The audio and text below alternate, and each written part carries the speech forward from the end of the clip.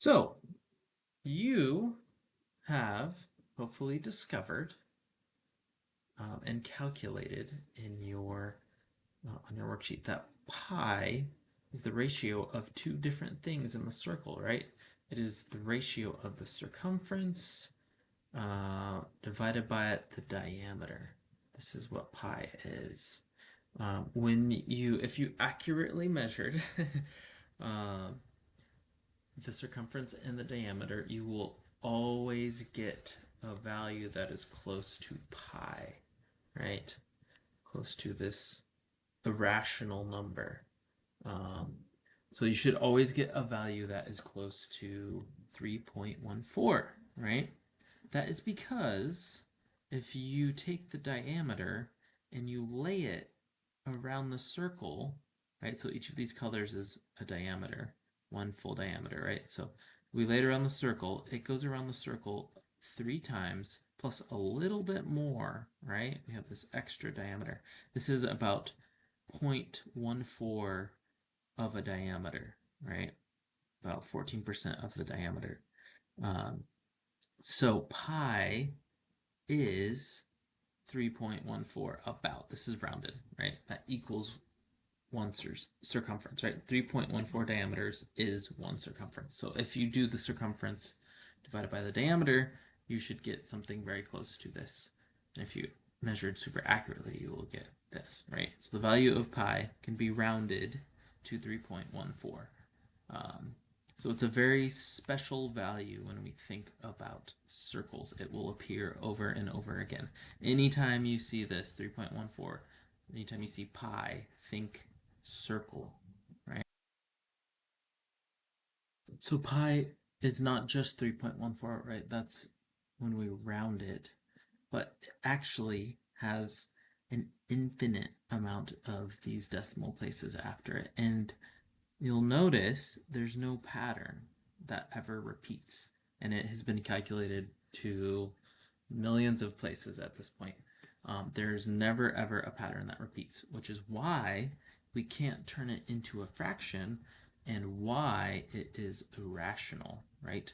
If there was some repetition of these decimals, then we could turn it into a fraction, but there isn't. So it can never become a fraction, right? Unless we went around um, but it will just keep repeating forever. Some people like to memorize a lot of these digits. You don't have to do that, but you should know, right? We often approximate or round pi to 3.14, um, right? But it does go on forever and will never repeat a pattern. Um, this is just the first 100 decimal places. The area of a circle now, if we go back to that, is pi times r squared. And if we think about um, the area of a square, right, length times width, you can notice something similar happening here, right? We have r and we have pi, and we know pi is the ratio of the diameter to the circumference. So this is somewhat similar to the area of a square, right? Because pi is helping us get that circular shape, and r squared is our measurement, right? Um, but pi always appears when you see circles, right? It is the circle number. So if you see it, that's a hint that you have a circle.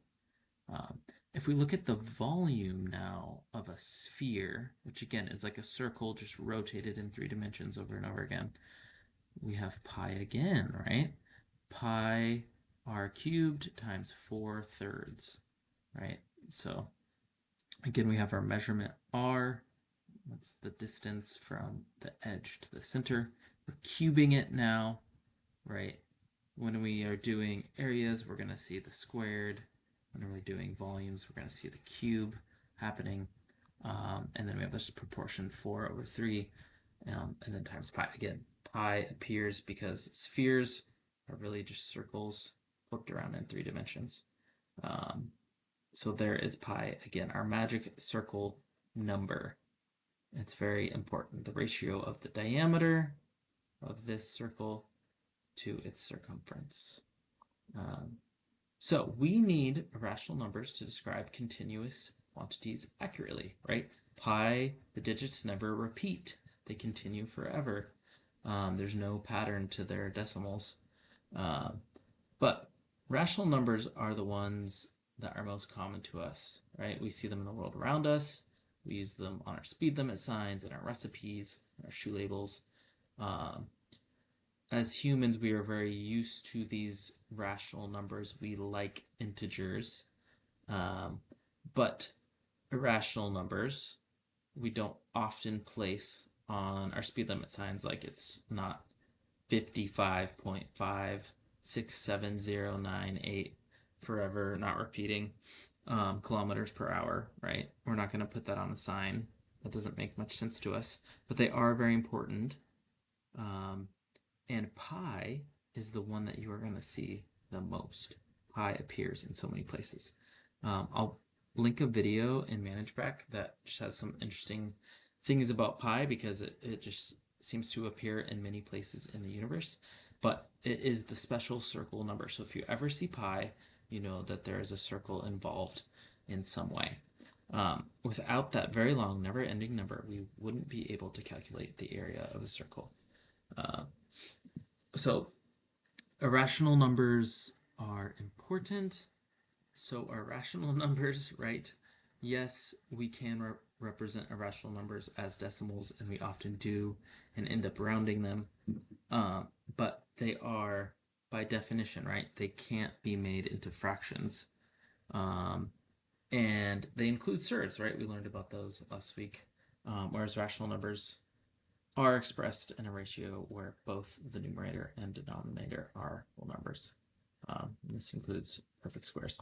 And this is a graphic that might help some of you conceptualize some of what we've been talking about, right? So we have real numbers, all numbers, right? And then we've got our rational numbers and our irrational numbers. And within rational numbers, we have lots of things that we already know about, like integers, whole numbers, natural numbers. And then in irrational numbers, we have pi, which we learned. And then we have the square roots of certain numbers like 2, 10, or 3, right? They will produce a number that has a non-repeating decimal, right? Euler's number is a new one, another one that's really important as you get to learning more and more math. That's the E number. But right now, this is the big one to remember, right? Pi is a very special, important, irrational number. And some of the roots that we're going to do, like the square root of 2, is irrational. We can't make a fraction out of it. So sometimes it's helpful to just write square root of 2, right? Instead of writing out and then rounding what it actually is. Uh, Helped answer those questions. Hopefully, you were able to measure some circles and discover that interesting relationship between the circumference and the diameter of circles.